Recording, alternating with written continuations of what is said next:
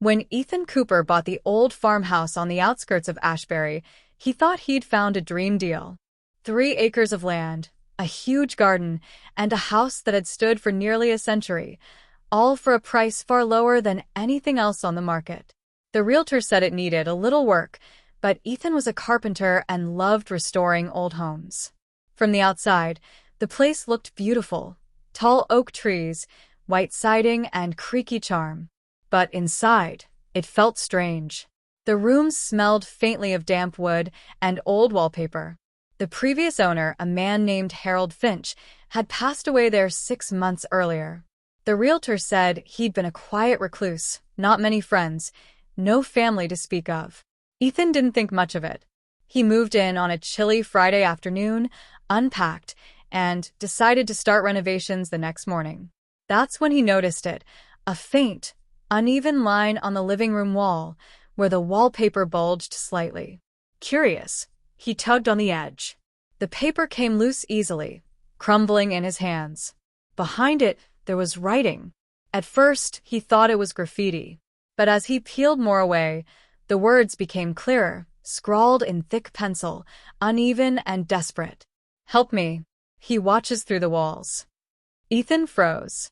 The letters were small, frantic, written over and over again in patches, like someone had tried to erase them and failed. He stepped back, his heart pounding. Maybe it was a joke. Maybe the previous owner was eccentric or had dementia. But something about the handwriting didn't look old enough. The pencil marks were dark and fresh, not faded. He took a photo, shrugged it off, and kept working. But that night, strange things started happening. As he lay in bed, he heard tapping, soft, rhythmic, like someone knocking behind the walls. It wasn't the pipes, and it wasn't the wind. He tried to ignore it, telling himself old houses make noises. But then he heard a whisper. Just one word, carried faintly through the still air. "Ethan." He sat up straight, eyes wide. The house was silent again. The next morning, he went back to the living room and peeled more wallpaper. Beneath the layer he'd already uncovered were more messages, dozens of them, written in the same frantic hand. "He's here. Don't look in the attic. It knows your name." That last one stopped him cold. He hadn't told anyone he was moving in. No one even knew his name except the realtor. He pulled out his phone and called her, asking if anyone had ever complained about the house. There was a long pause before she answered. "Mr. Finch, the previous owner, he wasn't well.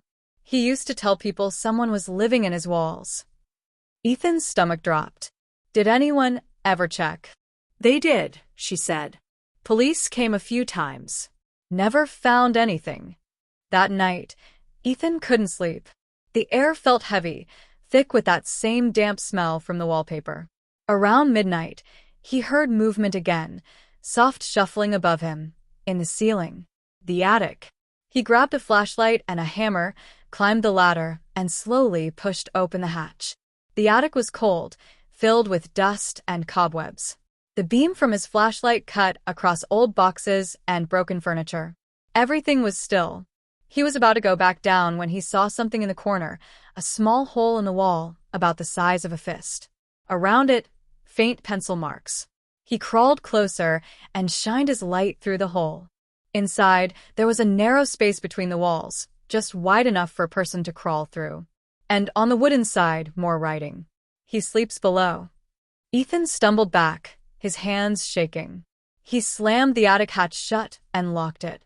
For the rest of the night, he stayed awake, sitting on the couch with the lights on, listening to every creak and groan the house made.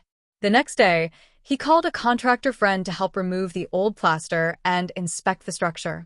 When they started tearing down part of the living room wall, they found something that made both men stop cold. Inside the wall cavity was a small wooden box, nailed shut. Ethan pried it open. Inside were several items, a child's drawing, a photograph of a woman with her face scratched out, and a small journal. The first page was dated 1983, written by Harold Finch himself. It read, "I hear them again. They whisper my name. I thought I sealed it years ago, but it keeps coming back. The boy won't stop scratching the walls." Ethan flipped through the pages. The entries grew more erratic over time: paranoia, fear, and references to the boy in the walls. The final entry, written just weeks before Harold died, said, "It's still here. It doesn't need me anymore. It wants someone new." Ethan dropped the book. His friend stared at him, pale as a sheet. "Man, we should just go." But Ethan couldn't leave. He needed to know what was happening. That night, he decided to record everything. He set up his phone camera facing the wall and went to bed. At 3:17 a.m., the phone's motion sensor activated. The footage was grainy, but clear enough to make out movement. A faint shadow passed across the living room wall, tall, thin, human-shaped, followed by soft scratching. Then the wallpaper bulged just slightly, like something was pressing from the inside. The next morning, Ethan packed his things and left the house. He didn't look back. Later that week, police visited the property after the contractor reported what they'd found. They searched the house again and discovered a hidden crawlspace behind the living room wall.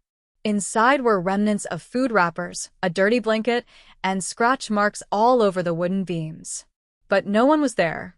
The police ruled it as evidence of a squatter who'd lived secretly in the walls, but that didn't explain the decades-old journal or how someone could have been there unnoticed for so long.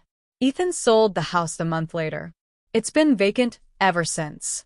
Locals say at night if you stand outside and listen, you can still hear faint tapping coming from inside the walls. Remember to like and subscribe for more content like this.